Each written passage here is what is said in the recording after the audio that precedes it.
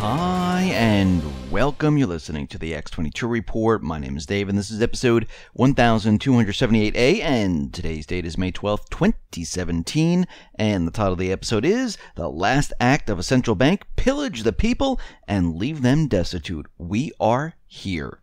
Let's get into the economic collapse financial news. Now, we've been talking about Home Capital Group, and we can see that people are just taking out their deposits like crazy because they're very, very nervous about what is happening right now. And Home Capital Group, well, the situation is getting worse.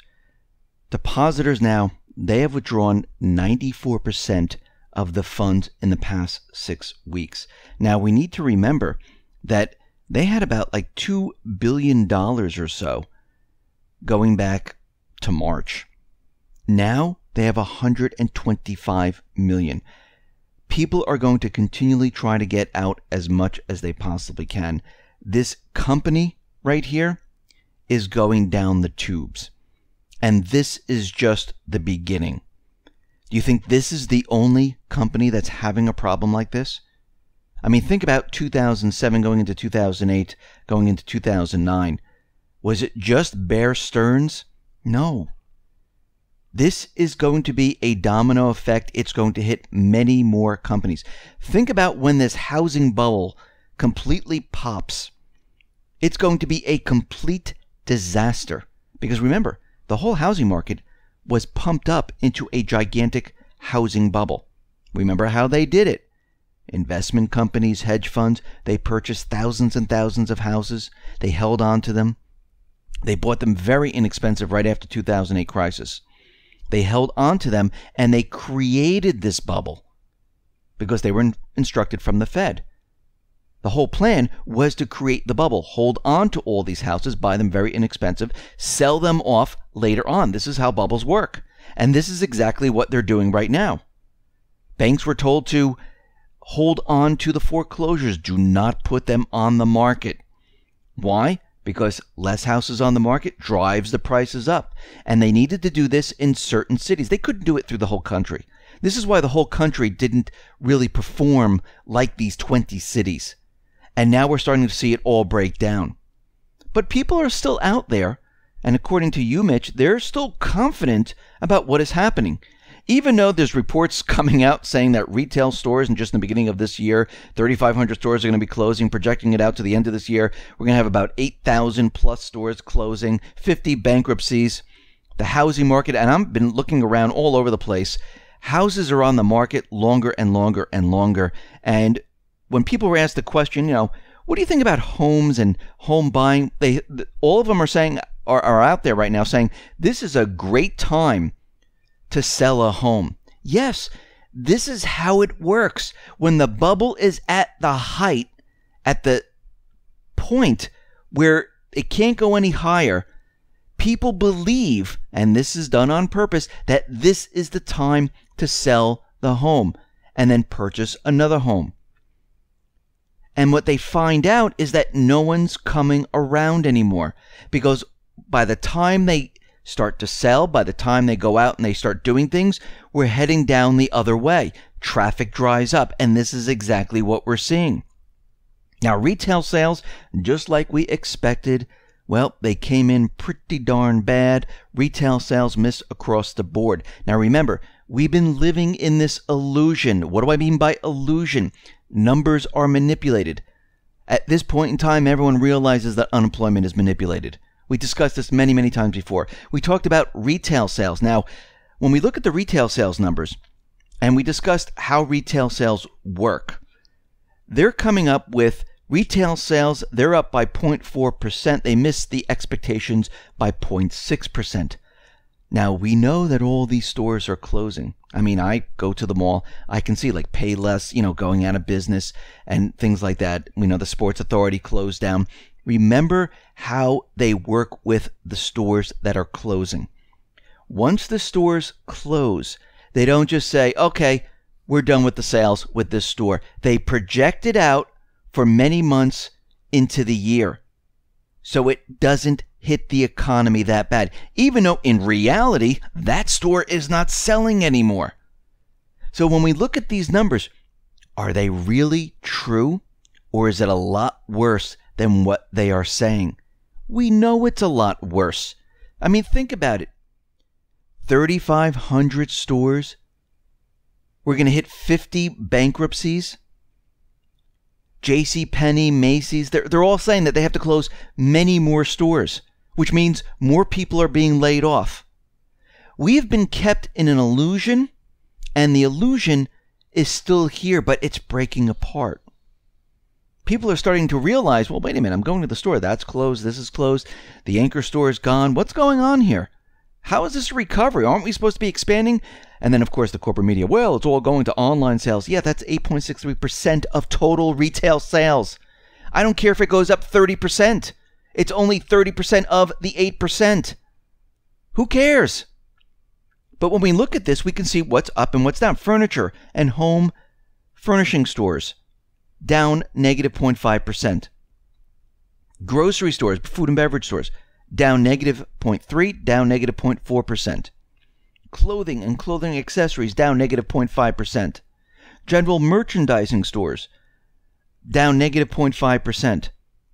And when we look at this, we can see that we're seeing a lot of negative numbers. Now, even the numbers that are positive, like motor vehicle, 0.7%, electronics, which are 1.3%, you have to remember, they're still counting those stores.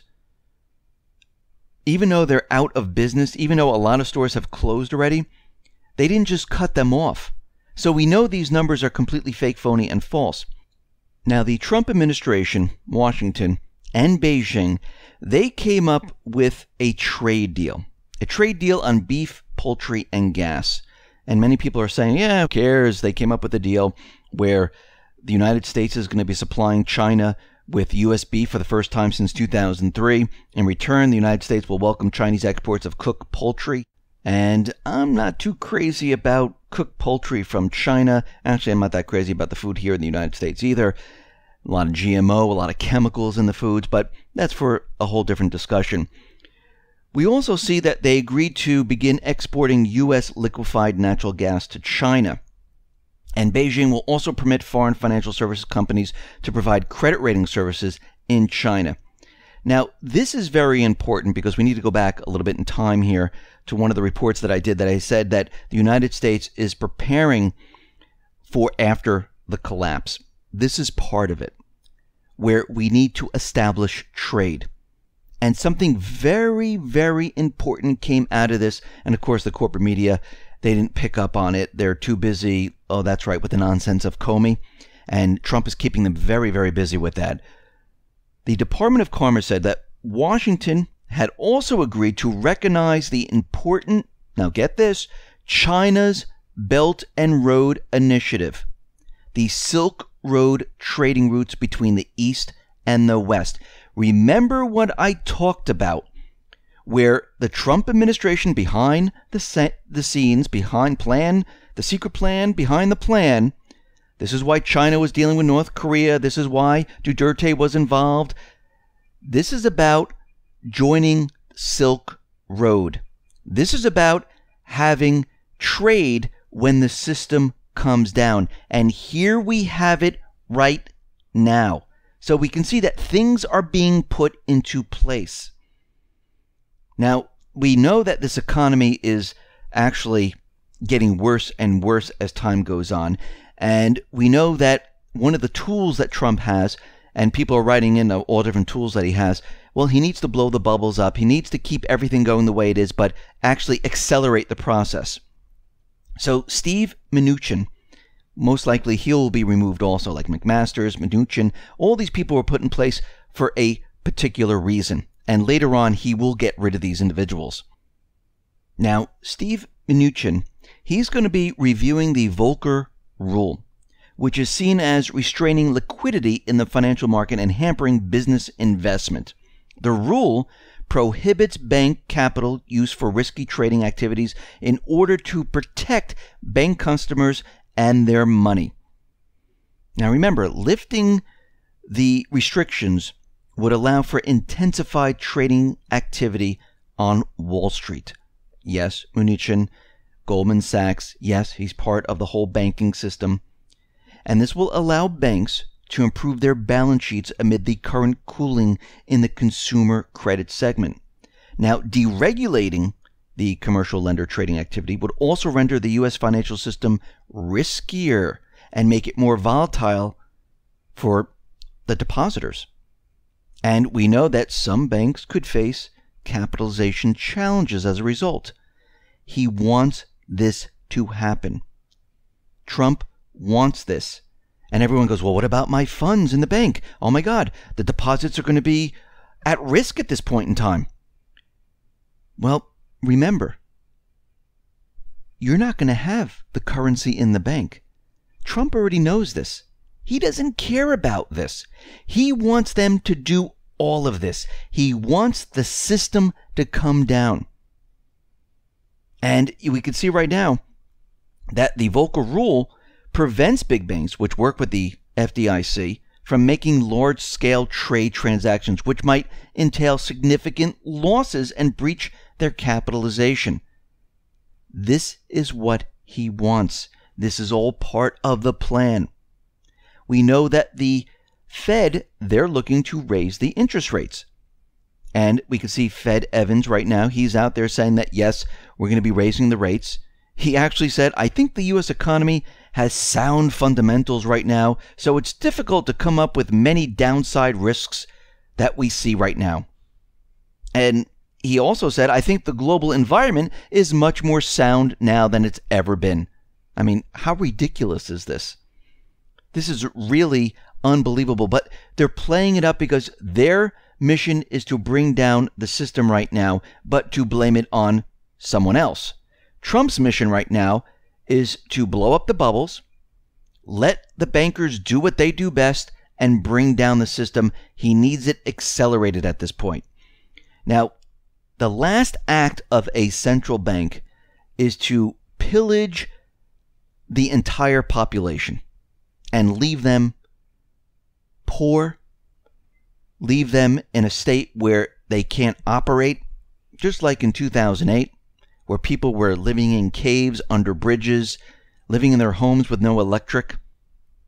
So the International Monetary Fund, they are ready to raise taxes to support the debt. Now, we talked about this before, and this was just a suggestion at that time. During this period of time, they thought they were going to have a carbon tax, where they were going to use the carbon tax, where, of course, under the illusion that this carbon tax was going to be helping the environment. No, it was going to be paying down the debt. That's what it was really going to be used for.